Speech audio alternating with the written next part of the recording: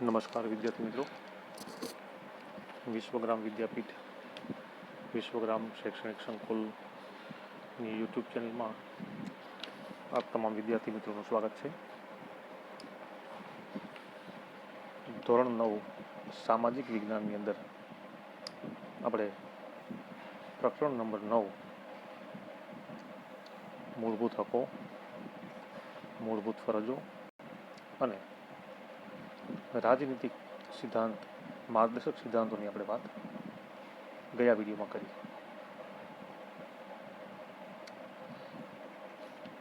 જેમ 8મા પ્રકરણની અંદર આપણે બંધારણની વાત કરી હતી, એને લગતો આ પાઠ છે. આમાં પણ બંધારણની ઘણી બધી વાતો, ઘણા બધા મુદ્દાઓ, એમાં ખાસ કરીને આપણે આપણા હકોની વાત કરવાની છે. જેમાં આપણે છેલ્લા વિડીયોની અંદર આપણે સમાનતાનો હક, આ મુદ્દાની ચર્ચા આપણે કરી હતી. મૂળભૂત હકો કુલ 6: સમાનતાનો હક, સ્વતંત્રતાનો હક, શોષણ સામેનો હક, ધાર્મિક સ્વતંત્રતાનો હક, સાંસ્કૃતિક અને શૈક્ષણિક હક અને બંધારણીય ઇલાજોનો હક. આ 6ની ચર્ચા આપણે કરશું. એમાંથી આપણે છેલ્લા વિડીયોની અંદર સમાનતાનો હક ને આપણે અભ્યાસ કર્યો. એના પછીનો મુદ્દો આવે છે બીજો, સ્વતંત્રતાનો હક. આજે માનવી, નાગરિક, ભારતનો નાગરિક સ્વતંત્ર છે, પોતાની રીતે જીવન જીવી શકે, પોતાની રીતે કોઈ પણ પ્રકારની વાણી, શાંતિ, હરવું ફરવું વગેરે બાબતને લઈ અને વ્યક્તિ સ્વતંત્ર છે, એવી આ મુદ્દાની અંદર આપણે ચર્ચા કરવાની છે. તો એમાં સ્વતંત્રતાનો હક, એમાં બંધારણ દ્વારા ભારતીય નાગરિકોને 6 પ્રકારની સ્વતંત્રતા બક્ષવામાં આવી છે. જે પેલું, વાણી અને અભિવ્યક્તિની સ્વતંત્રતા. વ્યક્તિ પોતે પોતાની વાણી રજૂ કરી શકે છે, જે કંઈ વિચારો છે એની અભિવ્યક્તિ કરી શકે છે, એની સ્વતંત્રતા આપી છે. બીજું, શાંતિથી અને શસ્ત્રો વિના ભેગા થવાની અને સભા ભરવાની સ્વતંત્રતા. કોઈ પણ પ્રકારની સભા યોજવી હોય, કોઈ પણ પ્રકારની મુદ્દા લઈ અને વાત કરવી હોય તો ભેગા મળી અને તે પોતે પોતાનું કાર્ય કરી શકે છે. મંડળો અથવા સંઘો રચવાની સ્વતંત્રતા. કોઈ પણ આપણે ઘણી વખત જોયા છે કે મંડળો હાલતા હોય, કંઈ સંઘ હાલતું હોય, મંડળો દ્વારા એક કાર્ય એમાં સિદ્ધ થતું હોય, કંઈ પણ પ્રકારની પ્રવૃત્તિ, સામાજિક પ્રવૃત્તિ કરતા હોય, આ મંડળો ની રચના કરવાની પણ સ્વતંત્રતા આપી છે. ચોથું, ભારતના કોઈ પણ પ્રદેશમાં ગમે ત્યાં મુક્તપણે હરવા ફરવાની સ્વતંત્રતા. ભારતના કોઈ પણ ખૂણે આપણે જઈ શકીએ છીએ, કોઈ પણ રાજ્યમાં આપણે જઈ શકીએ છીએ, હરીએ છીએ, ફરીએ છીએ, જીવન જીવી શકીએ છીએ. કદાચ આ રાજ્ય છોડીને બીજા રાજ્યમાં રહેવા જવું હોય તો પણ જઈ શકાય છે. આવી સ્વતંત્રતા મળી છે. ભારતના કોઈ પણ પ્રદેશમાં કોઈ પણ ભાગમાં રહેવાની અને સ્થાયી થવાની પણ સ્વતંત્રતા છે. કદાચ નોકરી ધંધા અર્થે કોઈ વ્યક્તિને બીજા રાજ્યમાં જવાનું થાય તો ત્યાં રહી શકે છે. છઠ્ઠો, ગમે તે વ્યવસાય, કામકાજ, વેપાર કે ધંધો કરવાની પણ સ્વતંત્રતા. ગમે તે વ્યવસાય કરવો હોય, ગમે તે, પહેલાંની જેવું નથી હવે. પહેલાં તો વર્ણ પ્રમાણે આખો વ્યવસાય હતો, બ્રાહ્મણ, વૈશ્ય, ક્ષત્રિય, શૂદ્ર. આ જે વર્ણ હતા એના ઉપર કામ, એ વ્યક્તિને એ જ કામ કરવાનું. આ જે વર્ણ હતા એ બધા દૂર કર્યા. હવે કોઈ પણ વ્યક્તિ કોઈ પણ પ્રકારનો ધંધો, વ્યવસાય, રોજગાર કરી શકે છે અને પોતાનું જીવન જીવી શકે છે. તો આ પણ એક સ્વતંત્રતાના હકની અંદર સૌથી મહત્ત્વની વાત કહી શકાય. ભારતીય નાગરિકોના વ્યક્તિત્વના સર્વતોમુખી વિકાસ અને અભિવ્યક્તિ માટે, લોકશાહીના સુચારુ સંચાલન માટે વ્યક્તિ તંદુરસ્ત અને સ્વસ્થ જીવન જીવી શકે છે. એ માટે આ હકનું સવિશેષ મહત્ત્વ છે. વ્યક્તિ પોતે પોતાનું સારી રીતે જીવન જીવી શકે છે, સારામાં સારું સંચાલન કરી શકે. આ માટે થઈને આ બધા હક આપણને મળ્યા છે. કોઈ પણ વ્યક્તિ આ બધી સ્વતંત્રતાનો મનસ્વીપણે, બેફામપણે વર્તીને સ્વચ્છંદી બનીને ઉપયોગ કરી શકશે નહીં. કદાચ આપણને સ્વતંત્રતા આપી છે તો આપણે એ 6 મુદ્દાને લઈને આપણે મનમાં એવું થાય કે એકદમ સાવ આપણે સ્વચ્છંદી બની જઈએ, બેફામ બની જઈએ. તો એવી રીતે નહીં, એનો નિયમોનુસાર ઉપયોગ કરવાનો. ઉદાહરણ તરીકે ચોથો મુદ્દો હતો, ત્રીજો મુદ્દો મંડળો રચવાની. તો મંડળો રચીને સામાજિક કાર્યો કરવાના છે, કંઈક સમાજને ઉપયોગી થાય એવા કામ કરવાના છે, નહીં કે મંડળની રચના કરી અને કોઈ પણ પ્રકારના દેશ વિરોધી પ્રવૃત્તિ કરવી, એમ નહીં. એવા પ્રકારની વાત આમાં કરી છે કે સ્વતંત્ર વ્યક્તિ પોતાનું જે કંઈ કામ કરે છે એ સમાજ ઉપયોગી હોવું જોઈએ, રાષ્ટ્રના ઉપયોગીમાં હોવું જોઈએ. આ માટે થઈને આ વસ્તુને આમાં નોંધ કરી છે. રાજ્ય સમાજના વ્યાપક હિતમાં જાહેર સુલેહ, શાંતિ અને સલામતી અર્થે આ સ્વતંત્રતા પર વ્યાજબી નિયંત્રણો અને મર્યાદાઓ પણ મૂકેલી છે. એવી બંધારણમાં સ્પષ્ટતા થઈ છે કે પોતે સુલેહ શાંતિ, એટલે કે સમગ્ર દેશની અંદર શાંતિ રહે, કોઈ પણ પ્રકારની સમસ્યા ન સર્જાય. આ માટે થઈને બંધારણમાં આના અમુક પ્રકારની સ્પષ્ટતાઓ પણ કરેલી છે. કઈ સ્વતંત્રતા કઈ મર્યાદાઓમાં રહીને ભોગવવાની છે તેની જાહેરાત બંધારણમાં પણ કરવામાં આવેલી છે. આ 6 સ્વતંત્રતામાંની અંદર જે સ્વતંત્રતા હોય તો એની એક નિયમો એ પાસે એક જાહેરાત કરી છે કે ભાઈ આની અંદર આ રીતે જ આપણે સ્વતંત્રતા ભોગવી શકીએ. ભારતીય નાગરિકને પોતાના વિચારોને વાણી અને વર્તન દ્વારા અભિવ્યક્ત કરવાની સ્વતંત્રતા બક્ષવામાં આવી છે. પોતાનો વિચાર જે છે એ વાણી દ્વારા બોલીને પોતે કહી શકે, જાહેરમાં અભિવ્યક્ત કરવાની સ્વતંત્રતા મળી છે, નહીં કે કોઈ પણ બીજા પ્રકારની વાતો કરીને અથવા તો વિરોધ કરવાનો છે. કદાચ ઉદાહરણ તરીકે સરકાર હોય, સરકાર કંઈક કામ કરે છે, કદાચ નબળું કામ અલગ કામ કરતા હોય તો કદાચ વિરોધ પક્ષ છે તો એની વિરોધ કરે છે, સ્વતંત્રતા મળી છે. એની પોતાના વિચારની રજૂઆત કરવાની સ્વતંત્રતા મળી છે, નહીં કે બીજા કોઈ પણ પ્રકારના આડાવડા ભાષણો કરીને. લેખિત યા મૌખિક કે આંગિક અભિવ્યક્તિ થકી એ વ્યક્તિ વ્યક્ત કરી શકે છે, કોઈ પણ રીતે લેખીને કે કોઈ પણ પ્રકારના બોલીને, ગમે વાણીથી પણ કરી શકે, પરંતુ તે મુજબ અમર્યાદિત કે નિરંકુશ રીતે વર્તવાની કોઈને છૂટ નથી. ગમે તે રીતે વર્તવાની છૂટ નથી. છૂટ મળી છે પણ ગમે તેમ બેફામ વ્યક્તિ પોતે પોતાની વાણીની રજૂઆત કરે એમ નહીં. કેટલાક વાજબી નિયંત્રણો કે મર્યાદાઓ બંધારણે મૂક્યા છે, જેવા કે ભારતનું સાર્વભૌમત્વ અને અખંડિતતા, રાજ્યની સલામતી, વિદેશી રાજ્યો સાથે મૈત્રીપૂર્ણ સંબંધો, જાહેર વ્યવસ્થા એટલે કે જાહેર શાંતિ, સુલેહ અને સલામતી, નીતિમત્તા, વિશિષ્ટતાના હિતમાં અદાલતી તિરસ્કાર, બદનક્ષી, ગુનાની હિંસાની ઉશ્કેરણી જેવી બાબતોને ધ્યાનમાં લઈને આ સ્વતંત્રતાના હકનો ઉપયોગ કરવા પર રાજ્ય દ્વારા વ્યાજબી નિયંત્રણો મૂકી શકે છે. કદાચ અમુક સમયે કોઈ પણ પ્રકારની તકલીફો હોય તો આ પ્રકારનું જે તે રાજ્ય એ વ્યાજબી નિયંત્રણો, સામાન્ય નિયંત્રણો મૂકી અને એ અભિવ્યક્તિ કરવા માટેની છૂટછાટ મળે છે. આ ઘણી બધી મર્યાદાઓ વાજબી છે કે નહીં તે નક્કી કરવાની સત્તા ન્યાયતંત્ર એટલે કે અદાલત, કોર્ટની છે. અખબારી સ્વતંત્રતામાં વિચારો અને અભિપ્રાયો થકી જાહેર હિતને આગળ ધપાવવાનો હેતુ છે, પરંતુ આ સ્વતંત્રતાનો ઉલ્લેખ થયો નથી. અભિવ્યક્તિની સ્વતંત્રતામાં તેનો સમાવેશ થઈ જાય છે. એટલે છાપાઓની અંદર તમે ઘણી વખત જોતા હોય કોઈ વ્યક્તિ કંઈક લેખ લખતા હોય છે, કંઈક કોઈ પણ પ્રકારના વાત એ રજૂ કરતા હોય છે તો એની સ્વતંત્રતા મળી છે પોતાના વિચારો રજૂ કરવા, પણ જો યોગ્ય હોય તો સાવ પાયા વગરની, કોઈ જાતના પુરાવા વગરની કોઈ પણ પ્રકારની રજૂઆત હોય એ રીતે નહીં. તાજેતરમાં 2009માં થયેલા બંધારણમાં સુધારા મુજબ 6 થી 14 વર્ષ સુધીની ઉંમરના તમામ બાળકોને નિઃશુલ્ક અને એટલે કે મફત અને ફરજિયાત પ્રાથમિક શિક્ષણ મેળવવાનો મૂળભૂત અધિકાર છે. ગુનાના સમયે વ્યક્તિનું કૃત્ય ગુનો ન ગણાતું હોય તો તેને સજા કરી શકાય નહીં, તેમજ સજાની નિર્ધારિત જોગવાઈથી વધુ સજા કે એકના એક ગુના માટે એકથી વધુ વખત વ્યક્તિને સજા થઈ શકતી નથી. આવા પણ સુધારાઓ છે. કાયદા દ્વારા સ્થાપિત જોગવાઈ મુજબ કોઈ પણ વ્યક્તિને એના જીવન અને અંગત સ્વતંત્રથી વંચિત કરી શકાય નહીં.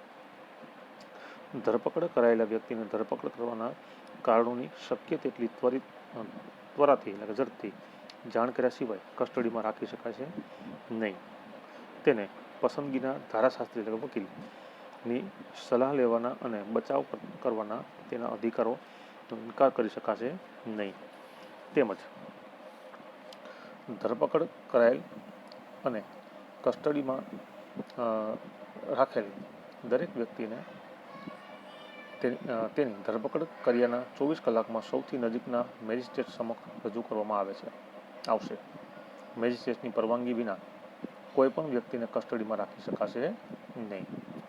પ્રતિબંધક અટકાયતી ધારા હેઠળ જે વ્યક્તિની ધરપકડ કરાયેલ હોય તેવી વ્યક્તિને ઉપયુક્ત બાબતો લાગુ પડશે નહીં.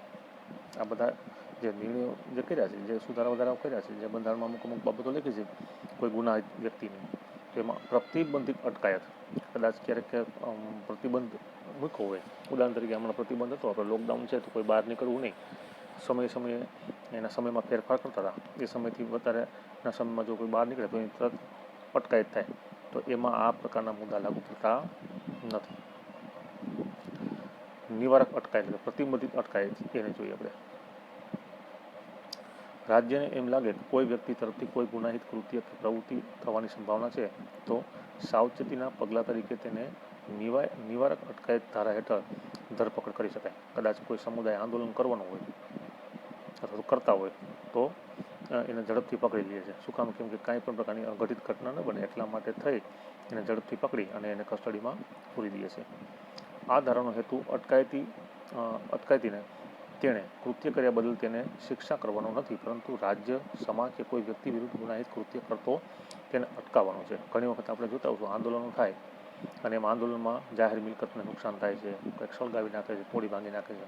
તો આવું જાજુ જાનમાલની નુકસાની ન થાય એટલા માટે ઝડપથી એને એ કૃત્યને અટકાવવાનો પ્રયાસ કરે છે, નહીં કે એને કોઈ પણ પ્રકારની સજા કરવાનો. આ કાયદા હેઠળ અટકાયતીને 3 માસ કરતાં વધુ સમય માટે અટકાયતમાં રાખવાની સત્તા મળતી નથી. વડી અદાલતના એટલે કે હાઈકોર્ટના ન્યાયાધીશો કે સલાહકાર બોર્ડના અભિપ્રાયના આધારે અટકાયત હુકમ રદ કરી શકાય છે. કેટલો સમય અટકાયત ચાલુ રાખવી એ નિર્ણય રાજ્ય સરકાર નક્કી કરે છે. ક્યારેક ઘણા બધા વ્યક્તિઓને ઘણી વખત પોલીસ દ્વારા પકડવામાં આવે છે અને એને કસ્ટડીમાં પૂરી દે છે. તો પછી રાજ્ય સરકાર નિર્ણય કરે કે આ લોકોને કેટલો સમય રાખવાનો, વધુમાં વધુ 3 માસ પછી સરકાર નક્કી કરી અને એ નિર્ણય રાજ્ય સરકાર નક્કી કરે છે. તો આ આપણા સ્વતંત્રતાના હક બીજા મુદ્દાની વાત થઈ.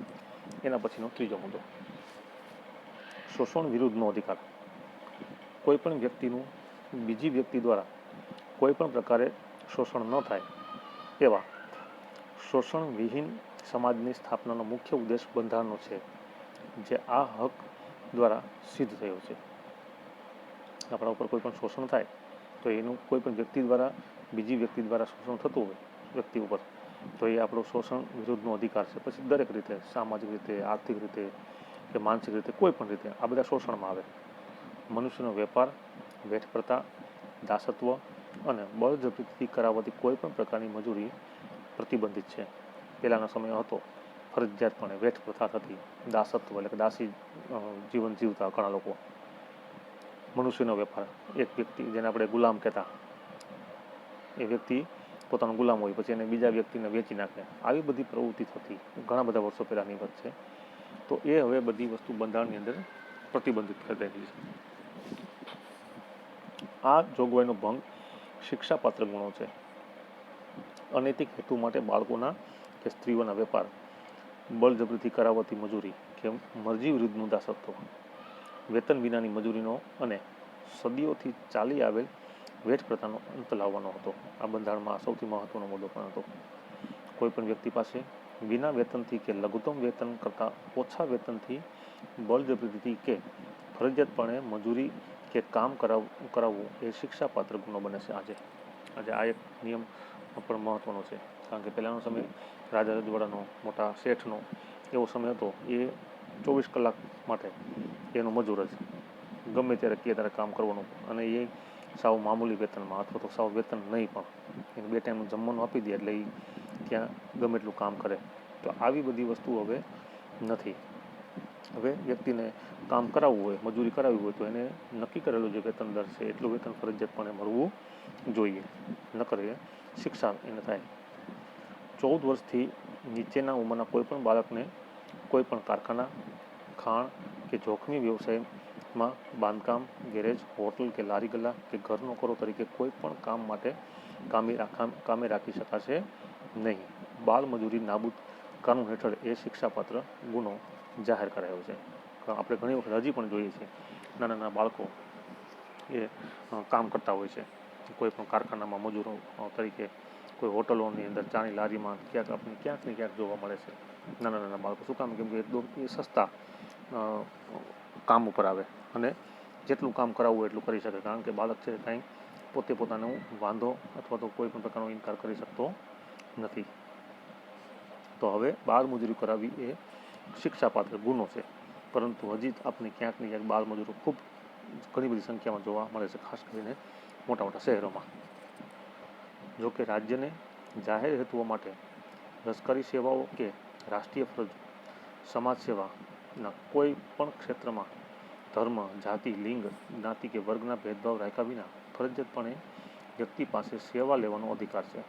આ સેવા વેતન વિના કે સવેતન હોઈ શકે છે.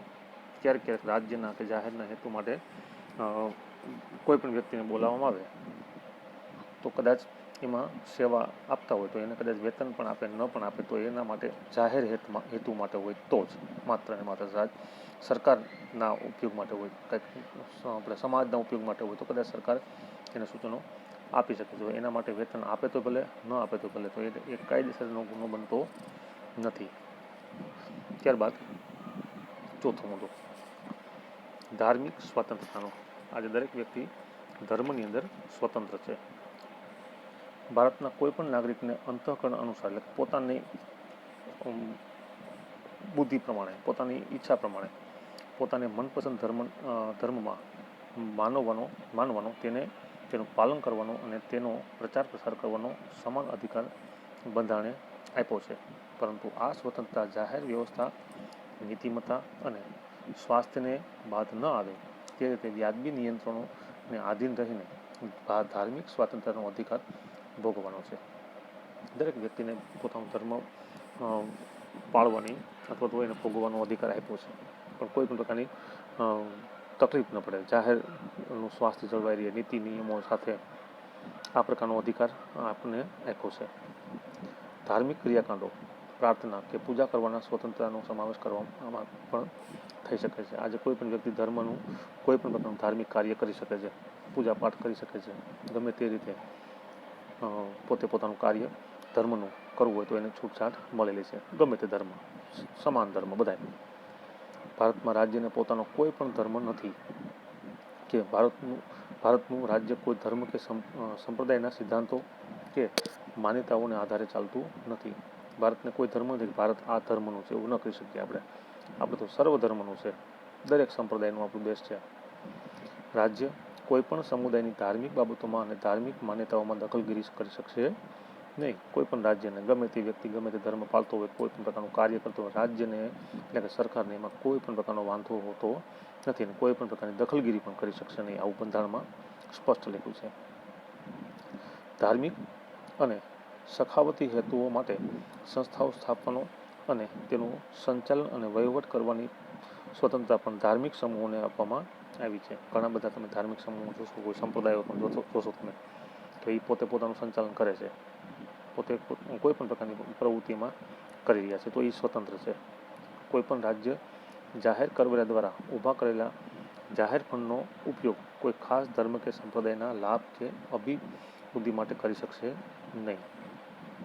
કોઈ પણ સરકાર આવે તો આપણે ક્યાંય નહીં જવું હોય કે આ સરકાર દ્વારા આ મંદિર બંધાવ્યું, આ સરકાર દ્વારા આ મસ્જિદ બંધાવી, આ સરકાર દ્વારા આ પ્રકારનું જેનાલય બનાવ્યું, કે કોઈ પણ પ્રકારના સરકાર ધર્મની બાબતમાં પોતાનું જાહેર જે ફંડ છે, જે પૈસા સરકારી પૈસા છે વાપરી શકશે નહીં. ખાલી આવીને ઉદ્ઘાટન કરી જાય મંદિરનું સરકાર અથવા તો મુખ્યમંત્રી, પણ એમાં એનો 1 રૂપિયો પણ એ દાન આપી શકતા, એટલે પોતાનું પર્સનલ આપી શકે પણ સરકારી નહીં, સરકારની ગ્રાન્ટ ના આપે એમાં કે ભાઈ ભાજપ સરકાર દ્વારા આ મંદિર બંધાણું, કોંગ્રેસ સરકાર દ્વારા આ મંદિર બંધાણું, આપણે અત્યાર સુધી ક્યાંય જોયું નથી અને હશે પણ નહીં. સરકારી ગ્રાન્ટમાંથી ચલાવાતી કોઈ પણ શૈક્ષણિક સંસ્થામાં ધાર્મિક શિક્ષણ આપી શકાશે નહીં કે ધાર્મિક શિક્ષણમાં ભાગ લેવાની કે ધાર્મિક ઉપાસનામાં હાજર રહેવાની ફરજ પાડી શકાશે નહીં. જે સરકારી સ્કૂલો છે એમાં એને ધાર્મિક શિક્ષણ આપવાની મનાય છે. કોઈ પણ પ્રકારનું ધાર્મિક શિક્ષણ સરકારી છે, જાહેર છે, એને કોઈ પણ એક સ્પેશિયલ ધર્મની શિક્ષણ આપે એવું નહીં. પ્રાઇવેટ સ્કૂલો હોય તો એમાં કદાચ એ પોતે પોતાના સંપ્રદાયનું ધર્મનું શિક્ષણ આપી શકે, પણ સરકારની જે ગ્રાન્ટ લેતી હોય, સરકારી શાળાઓ હોય તો એમાં ધાર્મિક કોઈ પણ પ્રકારનું શિક્ષણ કે કોઈ પણ પ્રકારની વાત, ધર્મની વાત મીન્સ કે કોઈ પણ એક પરફેક્ટ ધર્મની વાત કરવામાં આવતી નથી. ત્યારબાદ 5મો, સાંસ્કૃતિક અને શૈક્ષણિક હક. ભારતમાં વિવિધ ધર્મો, વિવિધ ભાષાઓ અને સંસ્કૃતિઓ ધરાવતા લોકો રહે છે. ભારતના પ્રદેશોમાં રહેતા લોકોને પોતાની આગવી ભાષા, લિપિ, સંસ્કૃતિની ઓળખ અને તેના આધારે રચાયેલા વર્ગ સમૂહોને જાળવી રાખવાનો અધિકાર છે. આજે આપણી સંસ્કૃતિ છે, કોઈ પણ આપણે ઘણી બધી ભાષાઓ બોલતા હોઈશું, ઘણા બધા ધર્મને લગતી કોઈ પણ પ્રકારની પ્રવૃત્તિ કરતા હશું, તો આપણે એ ટકાવી રાખવાનું, જાળવી રાખવાનો આપણને અધિકાર છે. કોઈ પણ શૈક્ષણિક સંસ્થાઓ કે જે રાજ્યની ગ્રાન્ટ પર નિર્ભર હોય તેમાં ધર્મ, જાતિ, જ્ઞાતિ, ભાષા કે તેવા કોઈ એક કારણસર કોઈ નાગરિકને પ્રવેશ આપવાનો ઇનકાર કરી શકશે નહીં. કોઈ પણ મંદિર હોય એવું સરકારી અથવા તો કોઈ સંસ્થા હોય સરકારી, તો એમાં એવું ન કહી શકાય કે આ ધર્મનો છો તમે ન અંદર આવતા, આ જાતિનો છો તમે અંદર આવતા નહીં. હવે એ બધી પ્રવૃત્તિ બંધ થઈ ગઈ છે. જો કોઈ પણ ઉમેદવાર ચૂંટણીમાં ધર્મ કે જાતિ કે ભાષાના ધોરણે પોતાને મત આપવાની અપીલ કરે તો તે લોક પ્રતિનિધિત્વ ધારાની કલમ 123(3) હેઠળ ગેરરીતિ ઠરાય છે. પોતે ભાષણ કરતા હોય કોઈ નેતા, કોઈ મને મત આપજો, પણ તો ધર્મની વાતને લઈને કોઈ પણ પ્રકારનું એવી જાહેરાત ન કરી શકે અથવા તો એવી ભાષણ ન કરી શકે, નકર જો એવું કરે તો એને 123(3)ના ગુનામાં એને કોઈ પણ પ્રકારની કાયદેસરની કાર્યવાહી થઈ શકે છે. કોઈ પણ રાજ્ય કોઈ કાયદો ઘડીને નાગરિકો કે તેના કોઈ પણ વિભાગ પર કોઈ સંસ્કૃતિ કે કોઈ ભાષાના પાયા પર રચાયેલી તમામ લઘુમતીઓને તેમની પસંદગીની શૈક્ષણિક સંસ્થાઓ સ્થાપવા અને વહીવટ કરવાનો અધિકાર આપ્યો છે. ઘણી બધી લઘુમતી સંસ્થાઓ છે કે જે બહુમતીમાં ન હોય કોઈ ધર્મ, એને લઘુમતી કહેવાય. તો એમાં મુસ્લિમોની સંસ્થા છે, ખ્રિશ્ચનની છે, એ ઘણી બધી સંસ્થાઓ છે, એને વહીવટ કરવાનો અધિકાર આપ્યો છે. પોતાની રીતે સ્વતંત્ર રીતે સંસ્થા ચલાવી શકે છે. રાજ્ય પણ કોઈ ધર્મ કે ભાષા પર રચાયેલી લઘુમતી સંસ્થાઓને રાજ્ય નિધિમાંથી અપાતી સહાય કે શૈક્ષણિક શિષ્યવૃત્તિઓ જેવા લાભોમાં માત્ર એક કારણસર ભેદભાવ કરશે નહીં. આવી લઘુમતી સંસ્થાઓની મિલકતનું ફરજિયાત સંપાદન કે પોતાના હસ્તક લેવા ઈચ્છે તો રાજ્ય જરૂરી વળતર આપીને જ કરી શકે છે. આમ શૈક્ષણિક સંસ્થાઓમાં સંદર્ભે મહત્વપૂર્ણ જોગવાઈઓ બંધારણમાં કરવામાં આવી છે. તો આ શૈક્ષણિક અને સાંસ્કૃતિકની વાત પણ બંધારણમાં ખૂબ સારી રીતે રજૂ કરી છે. અને છેલ્લો મુદ્દો, બંધારણીય ઇલાજોનો હક. ગમે તેટલા સારા કાયદાઓ કરવામાં આવે, મૂળભૂત હકોની જોગવાઈ કરવામાં આવે, પરંતુ જો તેની અમલ યોગ્ય રીતે ન થાય તો આવી સ્વતંત્રતાનો કે અધિકારનો કોઈ અર્થ રહેતો નથી. આપણને હક બધે પાંચે પાંચ આપી દે, પણ છેલ્લો મુદ્દો આ જે છે મહત્વનો, બંધારણીય ઇલાજનો હક, એ ન હોય તો આ બધી જ વસ્તુનો કોઈ અર્થ રહેતો નથી.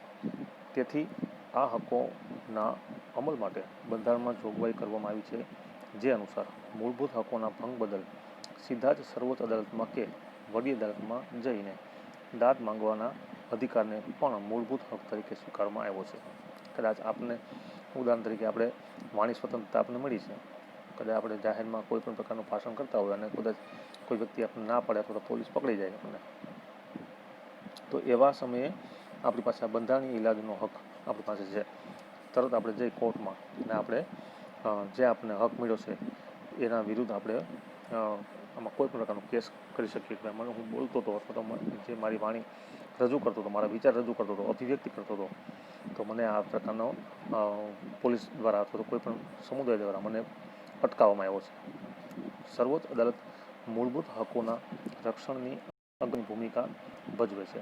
આ અંગે અદાલત જરૂર લાગે તે પ્રકારના યોગ્ય આદેશો, સૂચના કે આજ્ઞાપત્રો હુકમનામા કાઢવાની વિશાળ સત્તા તેને બંધારણમાં બક્ષવામાં આવી છે. કદાચ કોઈ પણ પ્રકારની સમસ્યા સર્જાય તો એવી પ્રકારની અદાલતને એવો સત્તા આપી છે કે એવા પ્રકારના આદેશ બહાર પાડે, સૂચનાપત્રો આપે, હુકમ આપે, કોઈ પણ પ્રકારના એવા લેટર આપી દે કોઈ પણ જે તે સમુદાયને અથવા તો કોઈ પણ વિસ્તારને અથવા તો કોઈ પણ રાજ્યને. આવો પણ એને હક મળ્યો છે. જે અંગે કોઈ વાંધો લઈ શકતું નથી. મૂળભૂત અધિકારોનો ભંગ થયાની કોઈ રાજ્યની ફરિયાદ કરવામાં આવે તો તેનો યોગ્ય ઉપાય કરવાનો સર્વોચ્ચ અદાલત પાસે માટે જરૂરી છે. કદાચ કોઈ પણ રાજ્ય આ બધા ઇલાજો, જે બંધારણીય ઇલાજો છે, જે આપણે હકો મળ્યા છે, એ હકમાં કદાચ કોઈ પણ રાજ્ય કંઈક ચૂક થઈ હોય અથવા કોઈ પણ પ્રકારની સમસ્યા સર્જાણી હોય તો સર્વોચ્ચ એટલે કે સુપ્રીમ કોર્ટ એ રાજ્યને કોઈ પણ પ્રકારની સૂચનો આપી શકે છે. ડૉક્ટર બાબા સાહેબ આંબેડકરે આ હકને બંધારણના આત્મા સમાન કહ્યો છે. સૌથી આખું સમગ્ર બંધારણને આ એક જ એવો છે બંધારણીય ઇલાજનો હક, એને આત્મા કીધું છે. સંસદ કાયદા દ્વારા આવા હુકમો બહાર પાડવાની સત્તા અન્ય કોઈ અદાલતને સુપરત કરી શકે છે. મૂળભૂત અધિકારોનો ભંગ થતો હોય કે તે સાથે અસંગત હોય તેવો કાયદો ઘડતા રાજ્ય વિધાનસભાને સર્વોચ્ચ અદાલત અટકાવી શકે છે. આમ આ હક કોઈપણ નાગરિકને મૂળભૂત હકોના ભંગ બદલ અદાલતમાં જવાનો હક અને હકોનું રક્ષણ મેળવવાનો ખાસ છે. તો સૌથી મહત્ત્વનું કે કોઈ પણ નાગરિકને જે હક મળ્યા છે એ હક ભોગવવામાં કદાચ અટકાવવામાં આવતા હોય તો એ વ્યક્તિ, નાગરિક છે, તે પોતાનો મૂળભૂત અધિકારને ભોગવવા માટે અદાલતમાં પહોંચી અને પોતે પોતાનું રક્ષણ મેળવી શકે છે. આમ બંધારણમાં બક્ષવામાં આવેલા મૂળભૂત હકો ભારતીય નાગરિકો માટે ઉપલબ્ધ કરાયા છે. આ હકો સરકારો, કેન્દ્ર, રાજ્ય બંને સામે આપવામાં આવ્યા છે. મૂળભૂત હકો બધા સમય માટે બધા નાગરિકો માટે ઉપલબ્ધ છે, પરંતુ કટોકટીના સંજોગોમાં અમુક મૂળભૂત હકો સ્થગિત કરી શકાય છે. કોઈ પણ નાગરિકના મૂળભૂત હકો છીનવાઈ જાય તેવા કોઈ પણ કાયદાઓ રાજ્યો ઘડી શકતું નથી. તો આપણા આ મૂળભૂત 6 હકોની આપણે ચર્ચા કરી. હવે આપણા મૂળભૂત ફરજો એની ચર્ચા આપણે આવતા વિડીયોની અંદર કરવાની છે. આ 6 હક જેની ચર્ચા કરીએ એને એકવાર વાંચી લેજો. કોઈ પ્રકારની તકલીફ હોય તો ત્યાં અંડરલાઈન રાખજો. સમય મળે તો આપણે એની ચર્ચા ફરી પાછી આપણે કરી શકીએ. આવતા વિડીયોની અંદર આપણે જે મૂળભૂત ફરજોની ચર્ચા કરશું એમાં તમે થોડુંક વાંચન કરી લેજો, જેથી કરીને આપણે સમજવામાં થોડીક ઝડપ થાય. તો આજનો વિડીયો આપણે અહીં સુધી રાખીએ. ધન્યવાદ.